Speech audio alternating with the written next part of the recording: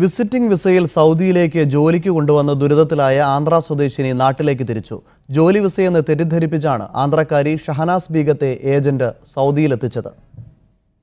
7 മാസം മുമ്പാണ് ഷഹനാസിന്റെ ഏജന്റ് ആദ്യം ദുബായിലേക്കും അവിടെ നിന്നും സൗദിയിലേക്കും ജോലിക്കായി കൊണ്ടുവന്നത്.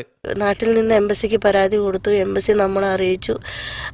അതിന് പ്രകാരം നമ്മൾ അവിടെ പോയി അന്വേഷിച്ചു. പോലീസിൽ കേസ് കൊടുത്തു. പോലീസിൽ നിന്ന് ലേബർ കോർട്ടിലേക്ക് കേസ് മാറ്റി. ലേബർ കോർട്ടിൽ വെച്ച് നമുക്ക് എഗ്രിമെന്റ് എഴുതി തന്നു നമ്മുടെ കൂടെ വിടാൻ വേണ്ടി. അങ്ങനെ നമ്മൾ ദമാമിൽ കൊണ്ടുവന്ന് ഡിപ്പോർട്ടേഷൻ സെന്ററിലാക്കി. ഈ കുട്ടി ജോലി എടുത്തതിന്റെ ശമ്പളം ഒന്നും കിട്ടിയിട്ടില്ല. ആഹാരത്തിന് വേണ്ടി എന്തോ കുറച്ച് പൈസ എങ്ങാണ്ട് കൊടുത്തിട്ടുണ്ട്. അല്ലാണ്ട് ജോലിയുടെ പൈസ ഒന്നും കിട്ടിയിട്ടില്ല. ബ്യൂട്ടീഷ്യനായി 4 മാസം ജോലി ചെയ്തെങ്കിലും ശമ്പളം നൽകാതായതോടെ ഷഹനാസിന്റെ കുടുംബം നാട്ടിൽ നിന്നും എംബസിയെ സമീപിച്ചു. തുടർന്ന് നടത്തിയ അന്വേഷണത്തിലാണ് ഏജന്റിന്റെ ചതിയെക്കുറിച്ചറിയുന്നത്. ഈ കുട്ടീനെ ഏജന്റ് സൗദിയിലേക്കാണെന്നും പറഞ്ഞാണ് കൊണ്ടുവന്നത്. പക്ഷെ ദുബായിലേക്ക് വിസിറ്റിംഗ് വിസയിൽ കൊണ്ടുവന്നിട്ട് അവിടെ നിന്ന് സ്റ്റാമ്പ് ഈ പാസ്പോർട്ടിൽ സൗദി വിസ സ്റ്റാമ്പ് ചെയ്തിട്ടുണ്ട്.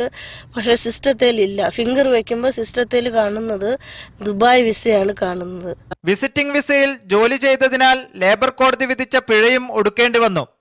ഹൈദരാബാദ് അസോസിയേഷൻ പിഴത്തുകയും ടിക്കറ്റും കൂടി നൽകിയതോടെ ഷഹനാസ് ഇന്ന് നാടണഞ്ഞു. Naushad റിക്കൂർ, media 1, Dammam.